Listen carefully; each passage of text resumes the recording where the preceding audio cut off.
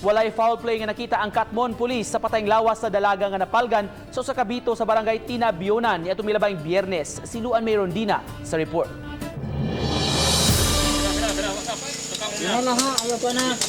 Sa video nga gipada sa mga sakop sa Cebu Volunteer Search and Rescue Incorporated, ilang gipakita ang kalisod nga ilang giagian aron pag-ugkat sa patayng lawas sa 21 anyos nga si Judy Ann Colonia niadtong Agosto 20. Ang dalaga gikatahong missing sukad niadtong Agosto 12 ug niadtong Agosto 18 nakuha ang kasayuran nga posibleng anaa ang iyang patayng lawas sa Bito sa barangay Tinabionan.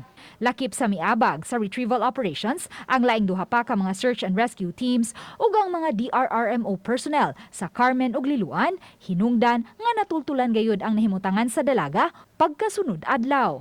Unfortunately, nagpurot ang atong supply sa atong hangin sa atong self-contained breathing apparatus.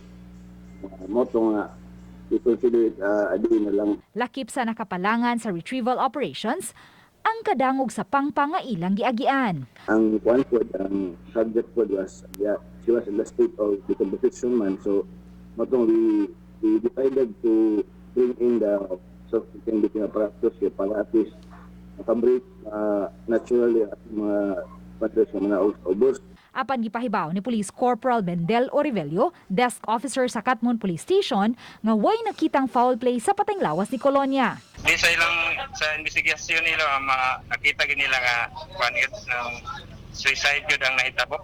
Gisuwayan usab sa RTV Balitang Bisdak pagkuha ang habig sa mga kabanay sa dalaga apan nagdumili kini pagluwat og pamahayag. Uban ni Marlon Melgazo, Luan Merondina,